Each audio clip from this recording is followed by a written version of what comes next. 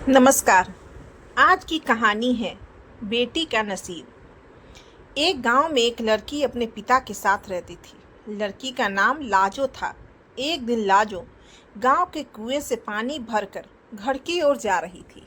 रास्ते में उसे दूर से एक बुजुर्ग आते दिखे। जब वे पास आए तो उन्होंने कहा, बेटी, मुझे थोड़ा सा पानी पिला दो। लाजो ने कहा, हाँ हाँ बाबा, क्यों नहीं, ये लीजिए, पानी पीजिए। यह कहकर उसने पानी का घड़ा हाथ में लेकर उन्हें पानी पिला दिया। पानी पीकर बुजुर्ग ने उसका धन्यवाद दिया और आगे चल दिए। कुछ देर बाद लाजो घर पहुंची तो देखा वे बुजुर्ग और उसके पिता खाट पर बैठे थे। रामधन जी, जो कि लाजो के पिता थे, रतनलाल उनके ही पुराने दोस्त थे, जो कि दूसरे गांव में रहते थे। कई साल बाद वे रामधन से मिलने आए थे। रामधन जी ने जैसे लाजो को देखे, वे बोले, ले भाई रतनलाल, आ गई मेरी बेटी। इसी के बारे में पूछ रहा था ना, बहुत ही होशियार बच्ची है। बस मेरी गरीबी और इसकी माँ के न रहने के कारण इससे इसका बचपन छिन गया। आ बेटा, ये तेरे चाचा हैं, मेरे बचपन के दोस्त। लाजो कुछ बोलती उससे पहले ही रतनलाल जी ने कहा, भाई रामधन, तेरी बेटी बहुत संस्कारों वाली है। आज कुएं पर इसने ही मुझे पानी पिलाया था। और कोई होता तो पहले मेरी जात पात पूछता, फिर कहीं जाकर पानी पिलाता। तेरी बेटी बहुत परोपकारी है। अपनी तारीफ सुनकर लाजो शर्मा कर अंदर चली गई। तभी रामधन ने आवाज़ लगाई, बेटी, अपने चाचा के लिए कुछ मीठा ले आ।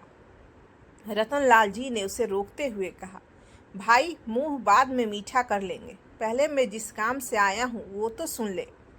हाँ भाई, बोल, क्या बात है? घर में सब ठीक तो है ना? रामधन की बात सुनकर रतनलाल ने गंभीर होते हुए कहा, भाई, मैं अपने बड़े बेटे के लिए तेरी बेटी का हाथ मांगना चाहता हूँ। अब इस दोस्ती को रिश्तेदारी में बदल देते हैं। यह सुनकर रामधन बहुत खुश हुआ। उसने कहा, बात तो तेरी ठीक है। अगर तेरा बेटा है तो मैं तैयार हूँ। लेकिन भाई, मेरी हैसियत तो तू जानता ही है। जहाँ तक मुझे पता है, तेरा तो शहर में बहुत बड़ा कारोबार है। कहाँ मैं, कहाँ तू। रतनलाल जी ने कहा, पैसा की तू चिंता मत कर। मेरे बेटे के लिए कई बड़े घरों से रिश्ते आए, लेकिन मैं एक ऐसे बच्चे को अपने घर की बहू बनाना चाहता था जिसमें संस्कार हो। वो मैंने तेरी बेटी के अंदर देख लिए। तू बस हाँ कर दे, बाकी सब कुछ मेरे पर छोड़ दे। रतनलाल जी की बातें सुनकर रामधन ने तुरंत हाँ कर दी। ऐसा घर बैठे रिश्ता आए तो कोई भी मना नहीं कर सकता है।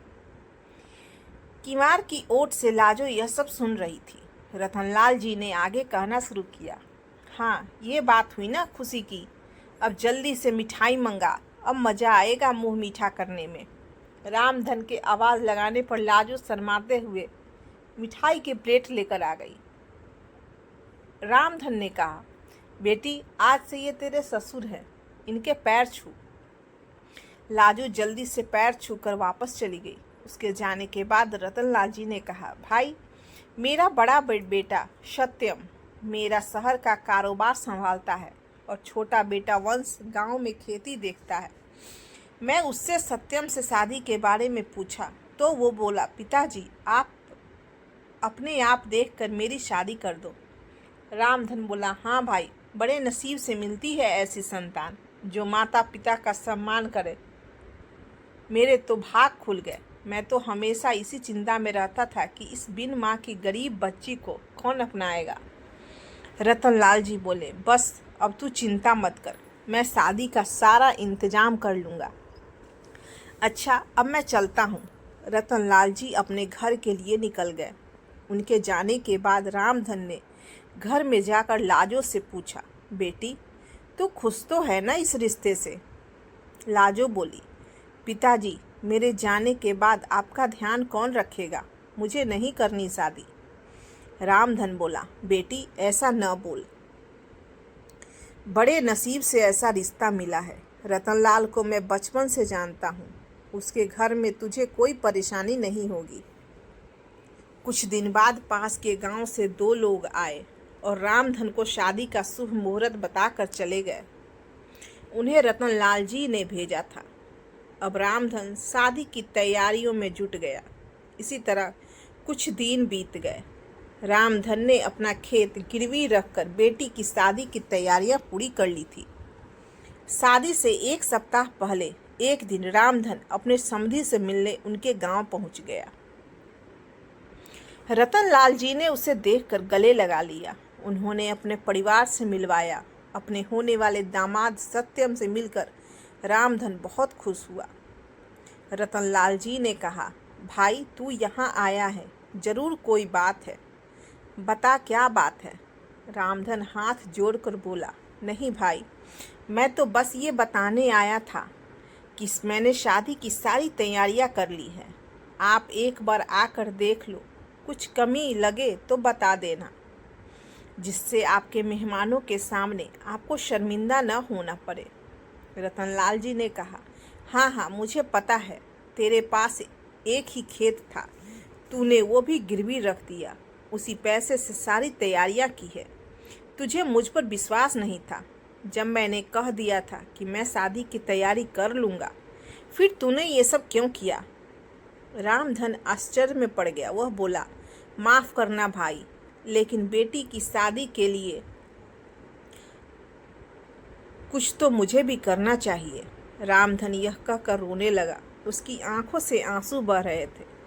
तभी रतनलाल जी ने अपने छोटे बेटे वंश को बुलाया और इशारे से कुछ समझाया। कुछ देर बाद रतनलाल जी ने रामधन के कंधे पर हाथ रखा। रामधन सिर झुकाए शर्मिंदा हुआ बैठा था। रतनलाल जी ने कहा, ले भाई, अपनी अमानत, दोबारा फिर कभी ऐसा मत करना। यह कहकर उन्होंने खेतों के कागज रामधन के हाथों में रख दिए। रामधन ने देखा, अरे ये क्या, ये तो वही कागज है तो मैंने गिरवी रखे थे, ये आपके पास कैसे आए? रतनलाल जी ने कहा, वंश आसपास के गांव के सभी लोगों को जानता है। उनमें से ही एक ने खेत गिरवी रखने वाली बात हमें बता दी, वही यह कागज छुरा कर लाया है। रामधन की आंखों से आंसू बह रहे थे। रतनलाल जी ने उसे गले लगा लिया और बोला, भाई, खेत ही गिरवी रख देगा तो कर्ज कहाँ से चुकाएगा और खाएगा क्या? आगे से ऐसा कुछ मत करना। मैं अपनी बेटी लेने आऊँगा, बस तू मिठाई बढ़िया सी बनवाना। यह सुनकर सब लोग हंस पड़े। रतनलाल जी ने आवाज़ लगाई। वंश ने 50,000 रुपये लेकर अपने पिता के हाथों में रख दिए। रतनलाल जी ने कहा, ले भाई, शादी की तैयारियां कर और वंश, इन्हें घर छोड़ आ। और हाँ सुन भाई, कल हम 4-5 आदमियों को तेरे घर भेज देंगे, वो सारा काम संभाल लेंगे, बस तू चिंता मत करना। रामधन कुछ बोल नहीं पा रहा था। उसके मुंह से बस इतना ही निकला, मेरी बेटी के नसीब खुल गए। यह कहते ही वह कुर्सी पर बैठे बैठे लुढ़क गया। इतनी खुशी बर्दाश्त नहीं कर पाया।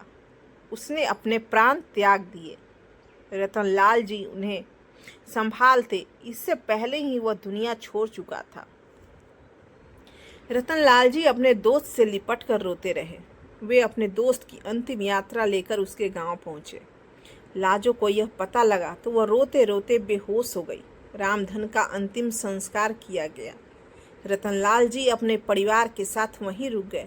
13वीं के एक सप्ताह बाद उन्होंने सादा तरीके से सत्यम और लाजो की शादी एक मंदिर में करवा दी।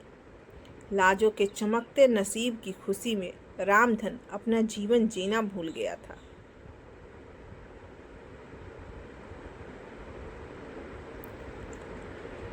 आपको यह कहानी कैसी लगी हमें कमेंट कर जरूर बताएं। इस तरह की अच्छी अच्छी कहानी आप यहाँ पढ़ और सुन सकते हैं, तो बने रहिए हमारे साथ और हमें अपना प्यार और सपोर्ट दीजिए। नमस्कार।